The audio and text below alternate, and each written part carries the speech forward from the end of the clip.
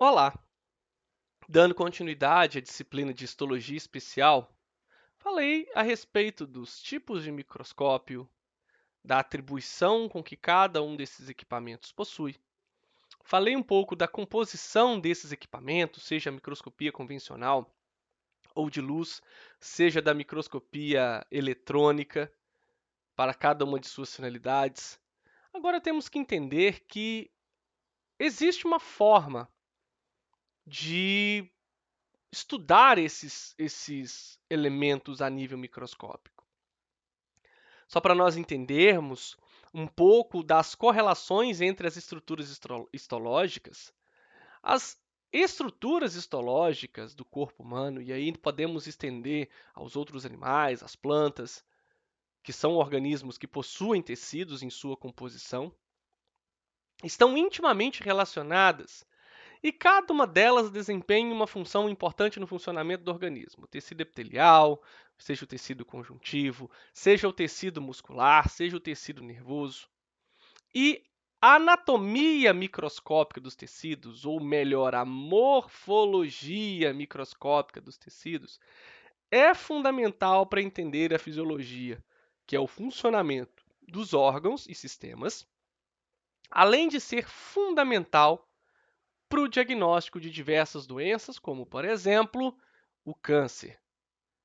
O tecido epitelial, por exemplo, se nós pudermos estruturá-lo morfologicamente, é responsável pela proteção das superfícies corporais e revestimento dos órgãos internos. Ele pode ser classificado em diferentes tipos, como tecido epitelial simples, estratificado ou pseudoestratificado. Essa classificação está relacionada ao número de camadas, ou seja, o epitélio simples, uma só camada. O estratificado, várias camadas, com estruturas celulares diferentes em forma e tamanho. E o pseudoestratificado, que é quando o observador ele não consegue, pela estrutura das células, determinar quantas camadas possui. Então, geralmente vai possuir uma camada, mas a disposição das células está em local diferente, o núcleo em posição diferente. Além disso, o tecido epitelial ele tem células pavimentosas, que são achatadas, células cúbicas, células colunares ou prismáticas. O tecido epitelial, por exemplo, se nós pudermos fazer essa correlação entre essa estrutura histológica, ele apresenta a função de revestimento de superfície externa quanto interna dos órgãos, das cavidades. Além disso, o tecido epitelial ele possui uma função glandular, ou seja, as glândulas endócrinas, as glândulas exócrinas, elas são formadas por tecido epitelial. As glândulas que produzem hormônio na hipófise, a glândula sebácea, a glândula mamária, todas elas são formadas por tecido epitelial, ou epitélio, como assim dizer. E os corantes, eles nos auxiliam na visualização e determinação do tecido. Como podemos ver, nós temos nessa coloração ácidos ou bases fazendo essa coloração.